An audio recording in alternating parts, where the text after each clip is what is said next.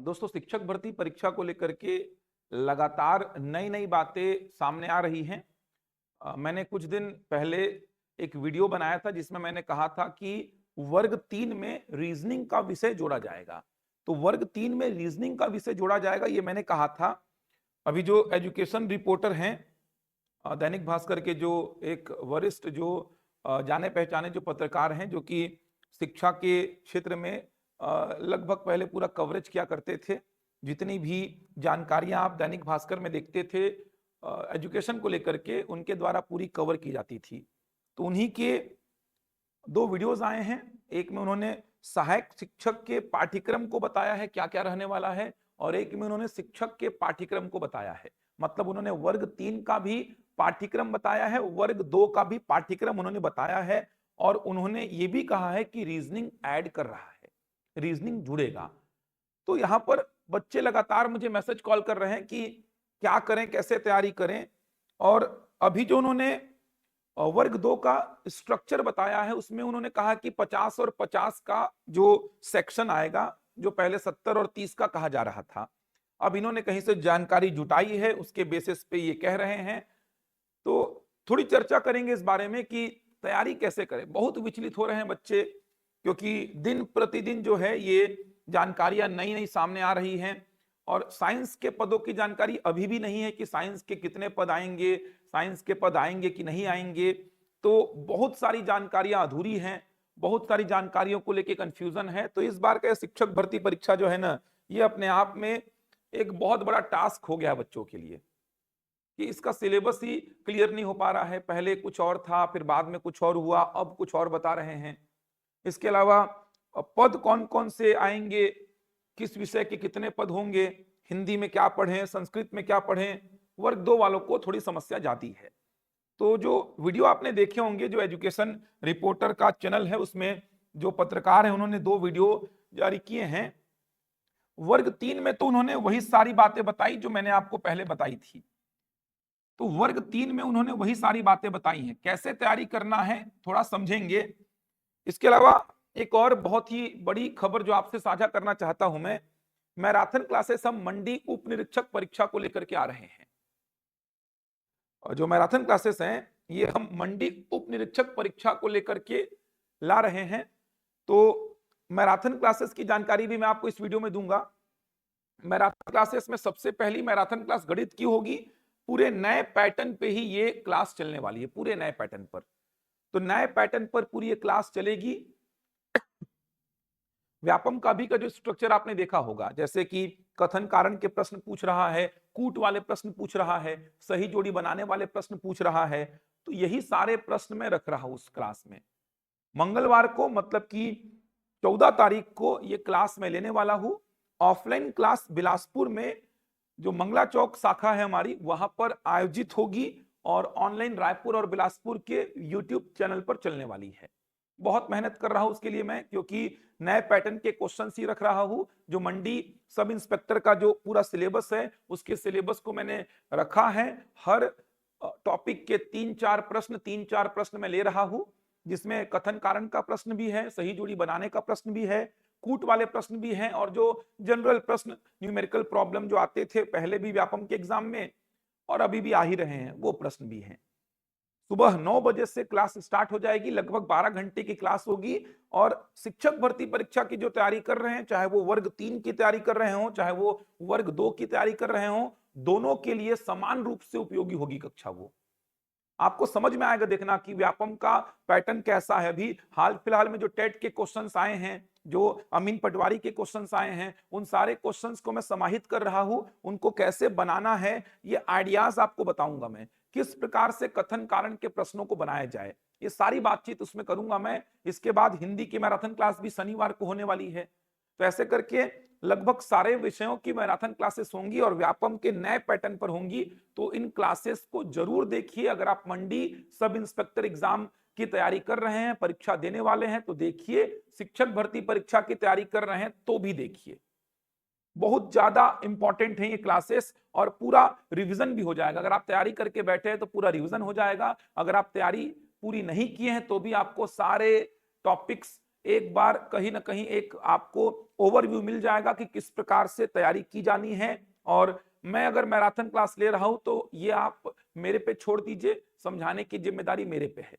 मैं चाहे वो आप पहली क्लास बैठे मेरी मैराथन क्लास में, चाहे आप पूरे सिलेबस को कवर करके बैठे, दोनों ही स्थितियों में आपको मेरी क्लासेस से बहुत अच्छा खासा कंटेंट मिलने वाला है, बहुत सारी चीजें आप समझ के जाएंगे। तो क्लास को मिस मत करिएगा, ओपन है सभी के लिए। ऑफलाइन अगर आपको आना है तो ऑफलाइन आ जाइए, लेकिन उसके लिए रजिस्ट्रेशन आपको कराना होगा। ऑनलाइन तो रायपुर और बिलासपुर के हमारे यूट्यूब चैनल पर चलने वाली है, तो उसका लाभ जरूर लीजिए। अभी फिलहाल मंगलवार को मेरी क्लास गणित की क्लास होगी, और उसके बाद जो शनिवार आएगा, मंगलवार के बाद जो शनिवार आएगा उसमें हिंदी की क्लास होगी। ये 2 क्लासेस हमने अभी प्लान कर दी हैं। बाकी जीएस की क्लासेस, इंग्लिश की क्लासेस, कंप्यूटर वगैरह की क्लासेस भी हम चलाने वाले हैं। तो जुड़े रहिए उड़ान के चैनल से, बहुत सारे कंटेंट आपको मंडी सब इंस्पेक्टर भर्ती परीक्षा से पहले मिल जाएंगे। शिक्षक भर्ती परीक्षा वाले भी जरूर देखिएगा उसको। कैसे तैयारी की जाए, बहुत सारी दुविधा है सर, बहुत सारी दुविधा है कैसे तैयारी की जाए। तो मैं क्या बोल रहा हूं, जो मूल चीजें हैं ना उनको पकड़ के चलो, मूल चीजों को पकड़ के। मूल चीजों का मतलब, जैसे वर्ग 3 की अगर मैं बात करूं तो वर्ग 3 में 2 प्रकार का स्ट्रक्चर मार्केट में चल रहा है।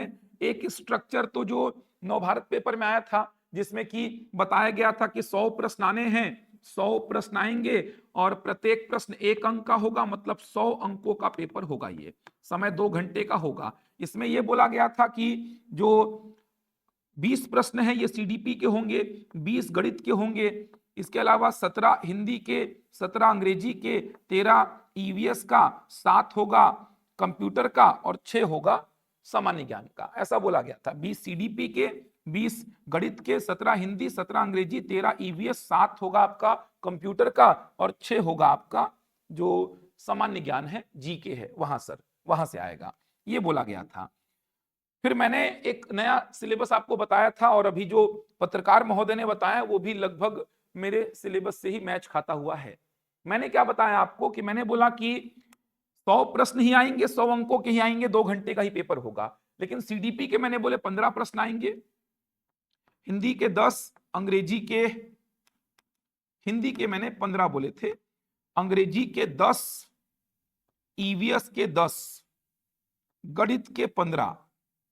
तो आप देख सकते हैं 15, 15, 30, 15, 45, 45 और 20 हो गया यहाँ पे 65।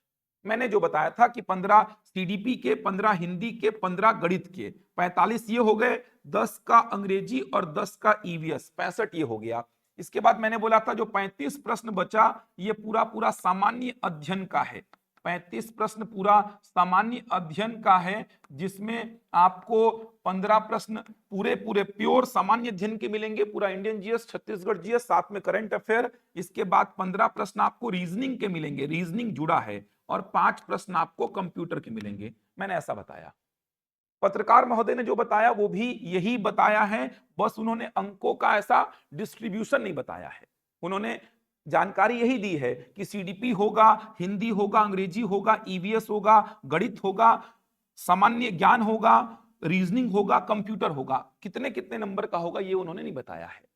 मैंने ये नंबर्स भी आपको बताए थे, और मैंने बोला भी था कि रीजनिंग जुड़ेगा। अब इन्होंने जानकारी निकाली है, जो पत्रकार महोदय ने कहीं से निकाली होगी जानकारी।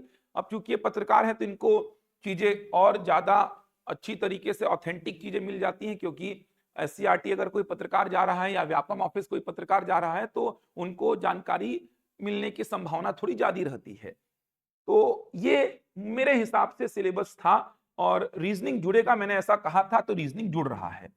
तो तैयारी किस प्रकार से करें, वर्ग 3 के जो बच्चे हैं वो तैयारी किस प्रकार से करें, तो परेशान मत होइए आप लोग।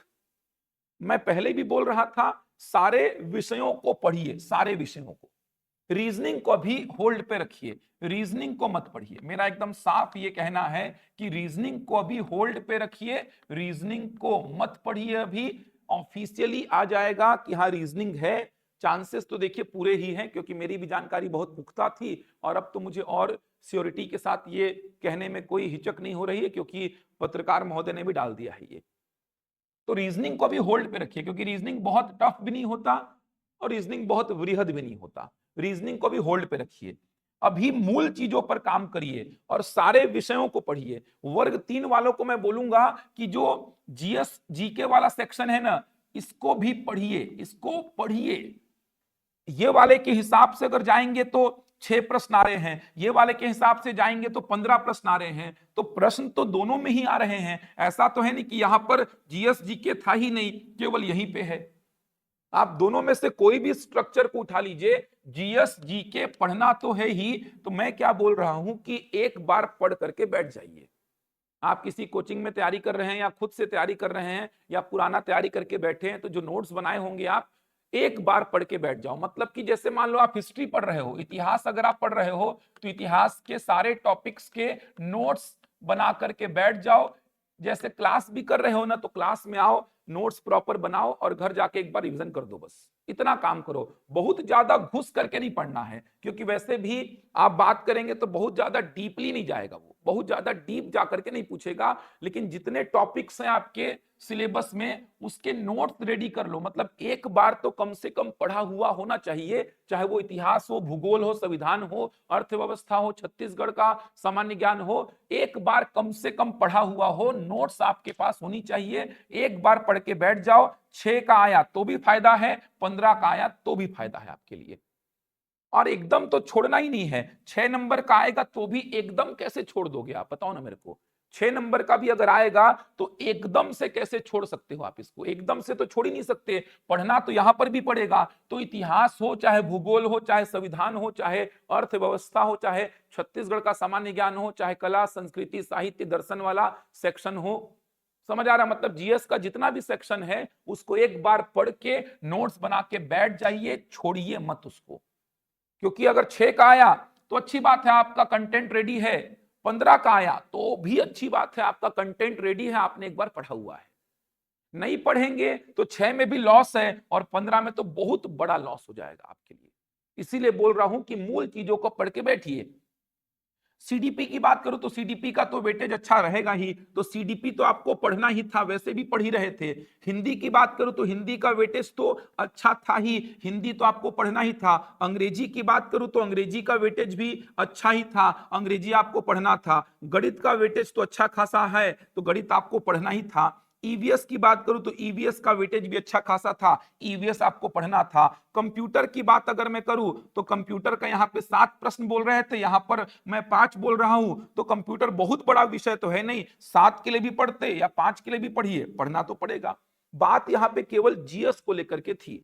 वर्ग 3 के जो बच्चे थे, बहुत सारे बच्चे पढ़ते हैं उड़ान में, चाहे रायपुर की बात करूं, बिलासपुर की बात करूं, बहुत सारे बच्चे मेरे से कांटेक्ट में हैं। तो वो क्या कर रहे थे, जीएस को नहीं पढ़ रहे थे। वर्ग 3 वाले बच्चे जीएस पे फोकस नहीं कर रहे थे। तो मैं बोल रहा जीएस को पढ़िए, जीएस को पढ़िए। अगर वो 6 नंबर के लिए भी आया तो भी अच्छी बात है, 15 के लिए आया तो भी सेफ साइड रहेंगे। तो एटलीस्ट एक बार पढ़ करके बैठ जाइए, बहुत ज्यादा डेप्थ में मत जाइए। एक बार जैसे इतिहास पढ़ रहे हैं, चाहे वो प्राचीन हो, चाहे वो मध्यकालीन हो, चाहे वो आधुनिक हो, आप पढ़ करके एक बार बैठ जाइए। कंटेंट आपके पास हो, नोट्स आपके पास हो। एग्जाम के टाइम पे 6 का आया तो भी रिवीजन तो करना ही है, और 15 का आया तो थोड़ा अच्छी तरीके से आपको एक बार 2 बार रिवीजन करना है। तो आपके पास कंटेंट होंगे, एक बार पढ़ा हुआ होगा तो रिवीजन करने में समय नहीं लगेगा आपको।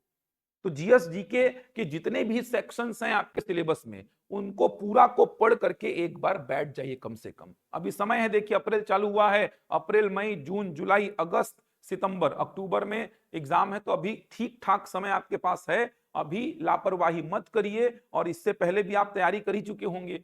कब से शिक्षक भर्ती का ये जो है चल रहा है, 2023 से चल रहा है कि आएगा आएगा आएगा, अभी जाकर के फाइनली 2026 में हो रहा है। तो थोड़ा मोड़ा तो पहले से भी पढ़ के बैठे ही होंगे आप। और टेट निकाले हैं, इसका मतलब कहीं ना कहीं हिंदी, अंग्रेजी, गणित, सीडीपी, ईवीएस, इनको तो पढ़ के बैठे ही होंगे आप, क्योंकि आप टेट निकाले हुए हैं। तो फिर जीके जीएस को पढ़िए, समय दीजिए, क्योंकि ये 4 5 6 नंबर ही ऊपर नीचे का खेल खेलेंगे देखना एग्जाम में।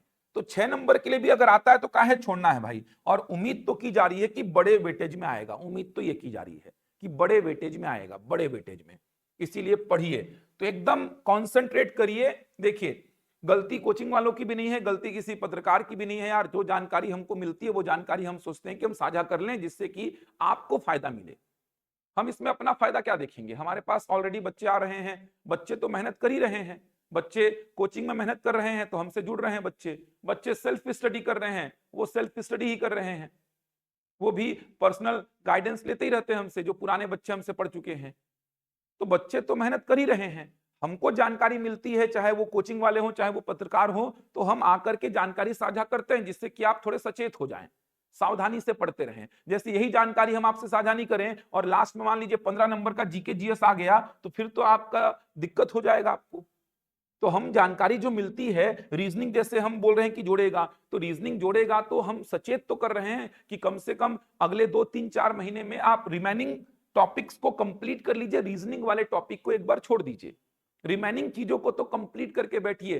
तो कोचिंग वालों को या किसी और को कुछ बोलने से कुछ नहीं होगा, ये आपके भले के लिए ही आ रहे हैं। हम भी चाह रहे हैं कि सिलेबस जारी हो जाए, नोटिफिकेशन आ जाए, प्रॉपर बता दिया जाए कि इस विषय के कितने पद हैं, स्ट्रक्चर कैसा रहेगा, सिलेबस कैसा रहेगा, लेकिन नहीं हो पा रहा है जारी। अब वो क्यों नहीं कर रहे हैं वो जाने, हमारे बस की बात भी नहीं। हम तो जा चुके एससीईआरटी भी, हम जा चुके व्यापम भी, सिलेबस जारी करने के लिए भी हम मांग किए, अब नहीं कर रहे हैं तो हम उसमें क्या कर सकते हैं। लेकिन हमको जो सूचनाएं मिल रही हैं, जो जानकारियां हमको मिल रही हैं, उन जानकारियों को हम आपसे साझा कर देते हैं ताकि आपका इसमें थोड़ा भला हो जाए, आप थोड़े सचेत रहें। तो ये मान के चलिए कि रीजनिंग जोड़ रहा है, लेकिन रीजनिंग को अभी नहीं पढ़ना है, ना टेस्ट वगैरह में रीजनिंग का डिमांड करिए बहुत ज्यादा, अभी रीजनिंग को होल्ड पे रखिए। रीजनिंग ऐसा विषय है, रीजनिंग का टॉपिक ऐसा टॉपिक है जो कि समय कम लेगा, बहुत बड़ा नहीं है, छोटा सा विषय है, 40-45 घंटा बहुत अच्छा से पढ़ेंगे तो लगता है आपको।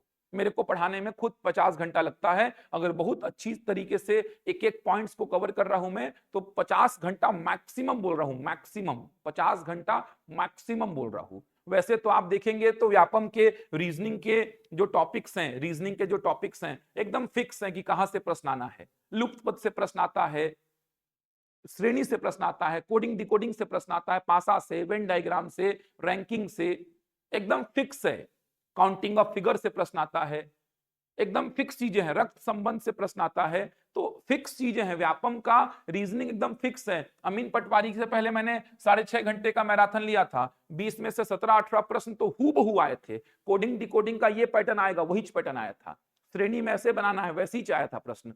तो रीजनिंग का टेंशन मत लीजिए, आप आराम से रीजनिंग को कवर कर सकते हैं, आसान विषय है, बहुत ज्यादा समय लगता नहीं है, आराम से चीजों को किया जा सकता है। लेकिन उससे पहले मूल चीजों को पढ़ के बैठ जाइए। मूल चीजों का मतलब कि जो चीजें आएंगी ही, सीडीपी, हिंदी, अंग्रेजी, गणित, ईवीएस और जीके जीएस वाले सेक्शन का आप एक नोट्स बना लीजिए हर विषय का, और एक बार कम से कम पढ़ा हुआ रहना चाहिए। ये काम करिए। अभी जितनी मैराथन क्लासेस हम लेंगे मंडी सब इंस्पेक्टर को लेकर के, वो सारी मैराथन क्लासेस अटेंड करिए, उसमें जो चीजें मिलती हैं उनके नोट्स बनाइए, क्योंकि दिखाऊंगा मैं 1-2 क्वेश्चन आपको दिखाऊंगा आने वाले वीडियोस में कि मैं किस प्रकार से तैयारी पूरे कर रहा हूं। हर एक टॉपिक के 3-4 प्रश्न, जिसमें कि 1-2 कथन कारण, 1-2 न्यूमेरिकल प्रॉब्लम और 1-2 सही जोड़ी कूट वाले प्रश्न, ऐसे 3-4-5 प्रश्न हर टॉपिक के डाल रहा हूं मैं। बहुत लाभदायक रहेगा वो। तो परेशान क्या होना, काहे के लिए इतना परेशान हो रहे हो कि सर आप लोग आके डेली रीजनिंग बता दे रहे हो, तो ये बता दे रहे हो, अरे आपके भले के लिए बता रहे हैं भाई।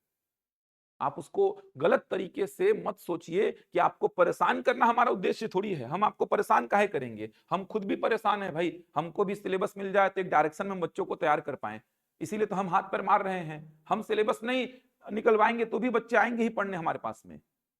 हम सिलेबस जुगाड़ नहीं कर पाएंगे, सिलेबस जारी नहीं हो पाएगा, तो भी बच्चे पढ़ने तो आएंगे ही। बच्चे थोड़ी खाली बैठेंगे, क्योंकि बच्चों को तो दिख रहा है कि अक्टूबर में, नवंबर में एग्जाम होना है।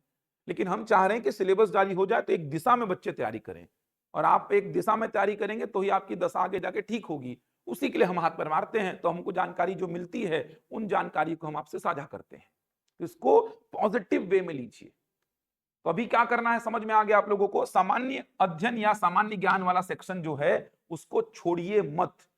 15 नंबर का अगर आता है तो एक जनरल जो नोट्स वगैरह है वो बना करके बैठ जाइए, एक बार पढ़ करके बैठ जाइए आप कम से कम हर विषय को, जिससे दिक्कत ना हो, क्योंकि कंपटीशन बहुत टफ रहने वाला है।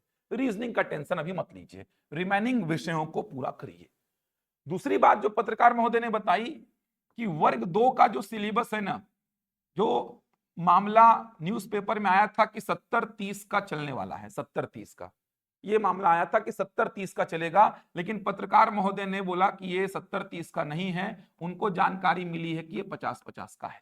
मेरे को वर्ग 2 की जानकारी नहीं मिल पाई थी, तो मैंने जो 20-22 दिन पहले वीडियो बनाया था उसमें मैंने बात की थी वर्ग 3 की, वर्ग 2 की बात नहीं की थी। वर्ग 2 में सोशल मीडिया में और जो पत्रकार छापे थे नवभारत में करीबन 1.5-2 महीना पहले, तो वहां पे वो छापे थे कि 70-30 का पैटर्न आएगा। जैसे बात करूं मैं गणित विषय की ही, अगर मान लो वर्ग 2 में गणित विषय की बात करूं तो 70 के गणित को पढ़ना होगा और 30 में आपका सीडीपी 10 नंबर का, हिंदी 5 का, अंग्रेजी 5 का, कंप्यूटर 5 का और जीके 5 का, ऐसा कुछ पैटर्न बता रहे थे। जैसे मैं बात करूं एसएसटी वालों की, मतलब जो सोशल साइंस वाले हैं, तो 70 का सोशल साइंस और 30 का कॉमन रहेगा। जैसे मैं बात करूं हिंदी वालों की, तो हिंदी का 70 का हिंदी और 30 का कॉमन रहेगा, ऐसा कुछ चल रहा था। जैसे अगर विज्ञान के पद आते, मान लो आते हैं विज्ञान के पद, तो ऐसा चल रहा था 70 का विज्ञान और 30 का कॉमन रहेगा। लेकिन अभी जो जानकारी आई है उसमें वो बोल रहे हैं कि 50 और 50 का रहेगा। ये 50 हर विषय के लिए कॉमन रहेगा, जिसमें कि आपको सीडीपी पढ़ना है, जिसमें आपको हिंदी पढ़ना है, जिसमें आपको अंग्रेजी पढ़ना है, जिसमें आपको कंप्यूटर पढ़ना है, जिसमें आपको सामान्य ज्ञान पढ़ना है और जिसमें रीजनिंग भी पढ़ना है। रीजनिंग भी पढ़ना है, रीजनिंग, तो रीजनिंग भी पढ़ना है आपको। ये जानकारी सामने आई है कि जो रिमेनिंग 50 नंबर का है उसमें आपको सीडीपी, हिंदी, अंग्रेजी, कंप्यूटर, जीके और रीजनिंग पढ़ना है। और ये जो 50 है, गणित में गणित का 50, एसएसटी में एसएसटी का 50, हिंदी में हिंदी का 50, विज्ञान आता है तो विज्ञान में विज्ञान का 50, ऐसा। और मेरा क्या मानना है, मेरा मानना है कि बल्कि ये ठीक है। मेरा तो ये मानना है कि ये अगर आता है तो ठीक है, खास करके गणित के अभ्यर्थियों के लिए, क्योंकि गणित के अभ्यर्थियों के लिए 2 घंटे में 70 प्रश्न जो हैं ये बहुत टफ काम हो जाता, और साथ में 30 भी बच रहे हैं, 50-50 में बहुत राहत मिल जाएगी। और ये मेरे को ठीक भी लग रहा है। एक पॉइंट तो ये है कि गणित वालों को 70 का गणित मिलता और 30 का रिमेनिंग पोर्शन मिलता तो बहुत टफ काम हो जाता, 2 घंटे में इस पूरे पेपर को हैंडल कर पाना बहुत टफ हो जाता। 50 और 50 में गणित के 20 प्रश्न यहाँ पे कम हो जा रहे हैं, तो ये एक अच्छी बात है, ताकि बच्चों को समय मिल पाए, क्योंकि 2 घंटे में बहुत मुश्किल काम है 70 प्रश्न गणित के बना पाना। चाहे विज्ञान वाले का पद आता है तो विज्ञान के 70 प्रश्न बहुत टफ काम है। तो पहली बात तो ये ठीक है कि यहां पर गणित के 50 प्रश्न आएंगे। दूसरी बात ये भी ठीक है कि ये 30 में सीडीपी का 10, हिंदी का 5, अंग्रेजी का 5, कंप्यूटर 5 और जीके का 5, तो ये 5-5 नंबर के लिए बच्चे इसको पढ़ ही नहीं रहे थे। बच्चे बोल रहे थे कि सर 5 नंबर का जीके के लिए क्या ही पढ़ेंगे, 5 नंबर का जीके हम, इसमें आपको history, polity, economy, geography, art, culture, literature, philosophy, Chhattisgarh, current affair, इतना सारा पढ़ना है, 10-12 विषयों को पढ़ना है सर, और नंबर है 5। मतलब मैं भूगोल पढ़ रहा हूं तो पता भी नहीं है कि भूगोल आएगा कि नहीं आएगा, तो ये सर ये थोड़ा मुश्किल हो रहा था कि नंबर बहुत कम था, छोड़ते भी नहीं बन रहा था विषय को और पढ़ते भी नहीं बन रहा था। छोड़े कैसे, 5 नंबर का आएगा, पढ़े कैसे, 5 ही नंबर का तो आ रहा है सर। ये दोनों बातें हो रही थी बच्चों के साथ। लेकिन अब ये 50 का अगर रिमेनिंग पोर्शन आ रहा है तो इसमें जीके जीएस का पोर्शन ठीक ठाक रहेगा, हिंदी का ठीक, अंग्रेजी का ठीक, कंप्यूटर और रीजनिंग और ये सीडीपी मिला के 50 नंबर, मतलब 50 नंबर तो बड़ी चीज हो गई यार। अभी बच्चे क्या कर रहे थे, केवल 70-30 के लिए 70-70-70-70 खेल रहे थे, 30 में उतना ध्यान नहीं था बच्चों का। लेकिन 50-50 आएगा तो बच्चे ध्यान देंगे, क्योंकि 30 में जीके जीएस 5 नंबर का क्या ही पढ़ोगे, अंग्रेजी के लिए 5 नंबर में क्या ही पढ़ेंगे। अब अंग्रेजी में बच्चों को लगता है कि 5 में 1-2 तो बना ही लेंगे सर, पढ़ेंगे तो भी नहीं, पढ़ेंगे तो भी 1 ही 2 बनेगा। अब उसके लिए 5-5 प्रश्नों के लिए पूरा पेडागोजी को पढ़ें सर, इंग्लिश का पूरा ग्रामर पढ़ें सर, पैसेज पढ़ें सर, इससे अच्छा नहीं पढ़ते सर, 1-2 प्रश्न बना लेंगे, वो तो बिना पढ़े भी बन जाएगा, ऐसा बच्चों को लगता है। तो ये जो 5-5 नंबर का था ना, ये उतना बच्चों को मतलब मेहनत की ओर ढकेल नहीं रहा था। ये जीके जीएस के लिए 5 नंबर का क्या ही पढ़े सर बोलते थे। लेकिन अब 50 नंबर का अगर आ रहा है जैसा कि उन्होंने कहा है, तो फिर मेरा मानना है कि 50 नंबर में तो ये देखिए ना, ये सेक्शन अगर 50 नंबर में देगा तो फिर तो 50 नंबर बहुत बड़ी बात होती है यार। अब आपको पढ़ना पड़ेगा। तो यहां पर भी मैं वही चीज बोलूंगा बच्चों को कि कंफर्मेशन मेरे पास नहीं है क्या आने वाला है, अब जो बोला गया है एजुकेशन रिपोर्टर के द्वारा वो बता रहा हूं मैं। तो मेरा मानना है कि यहां पर भी आप अपने विषय की तैयारी तो करिए, अपने विषय मतलब कि गणित है तो गणित, अगर एसएसटी है तो एसएसटी, हिंदी है तो हिंदी। जैसे हिंदी का भी उन्होंने सिलेबस बताया कि हिंदी में गद्य आएगा, पद्य आएगा, हिंदी में हिंदी व्याकरण आएगा, इसके अलावा छत्तीसगढ़ी साहित्यकार, उनकी रचनाएं, ये सबको जोड़ दिया गया है। तो 50 नंबर का तो आपका विषय आएगा, उसको तो रगड़ के पढ़ना है। बाकी बचे विषयों को भी पढ़िए, मतलब यहां पर भी जीके जीएस को पढ़िए, कंप्यूटर, हिंदी, अंग्रेजी, सीडीपी पढ़िए, रीजनिंग को यहां पर भी अभी होल्ड पे रखिए, रीजनिंग को यहां पर भी होल्ड पे रखिए। अगर 70-30 में आया तो भी तो आएगा, देखो ना जीके 5 नंबर का, हिंदी, अंग्रेजी, कंप्यूटर, सीडीपी सब आ रहा है। यहां पर 50 का आया तो नंबर बढ़ जाएगा, वेटेज बढ़ जाएगा, तो आए तो गा दोनों ही केस में। रीजनिंग को अभी होल्ड पे डाल दीजिए फिर से। तो यहां पर भी एक बार सारे विषयों को पढ़ के आप प्रॉपर नोट्स बना लीजिए, चाहे वो इंग्लिश हो, चाहे हिंदी हो, चाहे कंप्यूटर हो, चाहे जीके हो, इनको पढ़ के नोट्स तो एटलीस्ट बना लीजिए। एक एक बार कम से कम पढ़ा हुआ होना चाहिए, मत छोड़िए इनको, वरना धोखा हो जाएगा आपके साथ। अगर पढ़ेंगे तो कुछ मात्रा में तो रहेगा ही, तो वहां पे फायदा मिलेगा गारंटीड आपको, और अच्छे मात्रा में आ गया तो बहुत फायदा मिल जाएगा। छोड़ेंगे तो बिल्कुल बाहर होने वाले हैं, क्योंकि इस बार एक एक दो दो नंबर बहुत बड़ा इंपैक्ट क्रिएट करेगा। तो मैं एकदम रिक्वेस्ट कर रहा हूं कि छोड़िए मत चीजों को। रीजनिंग यहां पर भी है, बोला जा रहा है, ये तो मैं बोला था कि रीजनिंग वर्ग 1, वर्ग 2, वर्ग 3 तीनों में रहने वाला है इस बार। ये जानकारी तो मेरे को मिली थी कि रीजनिंग वर्ग 1, वर्ग 2, वर्ग 3 तीनों में रहेगा, तो तीनों में ही है रीजनिंग देखा जाए तो वर्ग 2 में 50-50 का बता रहे हैं। साइंस के पद के बारे में उन्होंने कुछ नहीं बोला, जानकारी उनको नहीं मिली है साइंस के पद की। हिंदी का सिलेबस उन्होंने बताया था, संस्कृत का भी उन्होंने सिलेबस कुछ कुछ बताया था, उन्होंने सामाजिक विज्ञान वाला सिलेबस भी बताया था। सामाजिक विज्ञान वाले में तो उन्होंने बताया कि पूरा का पूरा जीएस है, इसमें history, polity, economy, geography, Chhattisgarh, ये सब मिला मुलू के 50 प्रश्न आने हैं। तो मूल चीजों पर काम करके बैठिए भाई। वर्ग 1 का जो रहेगा, जो मेरे को जानकारी मिली थी वर्ग एक का जो मेरे पास पूरा डेटा था, उसमें यह था कि 60-40 रहेगा। 60-40 मेरे पास जो जानकारी थी उसमें यह थी कि 60-40 रहेगा। 60 का आपका विषय और 40 में 15 का आपका रहेगा सीडीपी, और बचा 25 में सब कुछ समाहित रहेगा। सब कुछ मतलब ये सब कुछ, हिंदी, अंग्रेजी, कंप्यूटर, जीके और आपका रीजनिंग 25 में समाहित रहेगा। ये मेरे को जो जानकारी मिली थी वर्ग 1 की, कि 60 नंबर का आपका विषय, जिसमें जैसे आपका फिजिक्स है तो 4 पार्ट 15-15 के फिजिक्स में बांट दिया है, 4 पार्ट 15-15 के बांटा है फिजिक्स में, और बचा 40 नंबर का आपका, जिसमें 15 सीडीपी और 25 का जिसमें हिंदी, अंग्रेजी, कंप्यूटर, जीके, रीजनिंग समाहित रहेगा। ऐसा मेरे को जानकारी वर्ग 1 की मिली थी। वर्ग 2 थोड़ा सा मेरे लिए भी नया है, जो मैंने सुना उनसे मेरे को भी जानकारी इसकी नहीं थी कि 50 और 50 का आएगा। तो आप अभी मूल चीजों पर जो जो विषय आएंगे सब पर काम करके बैठो, बहाना मत बनाओ कि ये पीएससी का सिलेबस हो गया, ये तो ये हो गया। जो है उसको पकड़ के तैयार करो अपने आप को। मैं रीजनिंग जुड़ेगा इसकी बात तो महीनों से बोलते आ रहा हूं कि 6-7 महीना पहले भी जो बच्चे मेरे से पढ़े होंगे वो जानते होंगे कि मैंने बोला था कि रीजनिंग को जोड़ सकता है, क्योंकि अभी जो शिक्षक के एग्जाम्स जो हुए हैं, मतलब ये एजुकेशन के क्षेत्र में, चाहे वो ईएमआरएस का बोल दो, केवी का बोल दो, बिहार पीएससी बोल दो, सॉरी बिहार शिक्षक बोल दो, तो सब में कहीं ना कहीं रीजनिंग देखने को मिला है। तो मैंने ये आशंका पहले ही जताई थी कि रीजनिंग पूछ सकता है, तो रीजनिंग पूछ रहा है ऐसा लग रहा है। तो तैयारी अभी रीजनिंग की करनी जरूरी नहीं है। बाकी आप मंडी वगैरह का एग्जाम दे रहे हैं तो रीजनिंग तो उसमें ही, वही रीजनिंग पूछेगा उठा करके। मूल चीजों पर पकड़ बनाइए। ये मत सोचिए कि जीके जीएस का वेटेज मेरे में कम है, कहीं पे कम कहीं पे ज्यादा, मत सोचिए। ये अभी कुछ फिक्स नहीं है किसका वेटेज कम किसका ज्यादा, अभी हर विषयों को पढ़िए। बस ये है कि जो कंफर्म है किसका वेटेज बड़ा रहेगा उसको डीप में पढ़िए, और जहां पे लग रहा है कि सर जीके जीएस का वेटेज अब कंफर्म नहीं है, कम भी हो सकता है, थोड़ा ठीक ठाक भी हो सकता है, तो मैं ये बोल रहा एक बार कम से कम पढ़ करके नोट्स बना लीजिए, ताकि एग्जाम के टाइम पे प्रॉब्लम ना हो, कंटेंट आपके पास रहे, एक बार रिवीजन बस मारना पड़ेगा आपको। इस प्रकार से तैयारी करिए। और इसके अलावा मैराथन क्लासेस जो हो रही हैं, उन मैराथन क्लासेस को देखिए। मैराथन क्लासेस को देखेंगे तो बहुत फायदा मिलेगा आपको। मैराथन क्लासेस को देखिए। नए बैचेस भी हमारे यहाँ पे चल रहे हैं, नए बैचेस में नए पैटर्न में पूरी तैयारी कराई जा रही है। जो व्यापम के अभी नए पैटर्न के क्वेश्चंस आ रहे हैं, उन नए पैटर्न पे पूरी तैयारी कराई जा रही है।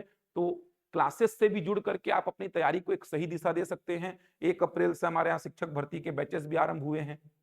सहायक शिक्षक का सेपरेट और शिक्षक का विषयवार सेपरेट बैच चल रहा है। तो उन बैचेस से भी जुड़ करके आप अपनी तैयारी को एक सही दिशा दे सकते हैं। इसके अलावा हमारे यूट्यूब चैनल पर समय समय पर बहुत सारे कंटेंट भी आपको दिए जाते हैं। उन कंटेंट को देखते रहिए, नोट्स बनाते रहिए। मेहनत में कमी नहीं करना है, मेहनत करते रहिए, सफलता मिलेगी, जरूर मिलेगी आपको। बहाना मत बनाइए। और हम सब, चाहे कोचिंग वाले जितने भी हों, चाहे पत्रकार लोग हों, ये सब आपके भले के लिए ही कोशिश कर रहे हैं। हम कोशिश कर रहे हैं कि हमको चीजें मिलें, और चीजें हमको मिल रही हैं तो हम आपके सामने साझा करते हैं। तो ये जानकारी मैं आपके सामने लेके आया था। बिल्कुल हताश निराश मत होइए, एग्जाम अक्टूबर में ही होगा, नहीं बढ़ाएगा डेट, इसका देखना मत। ज्यादा लोगों का सुनो जो बोल रहे हैं कि अक्टूबर में एग्जाम नहीं होगा, मत सुनो उनका। देखो यार, अक्टूबर में एग्जाम होगा, मान लो 1% में बोला नहीं होगा, अगले साल होगा, चलो। तो आप ये जो 6-7 महीना पढ़ेंगे तो ये पढ़ाई ही तो काम आएगी अगले साल के एग्जाम में यार।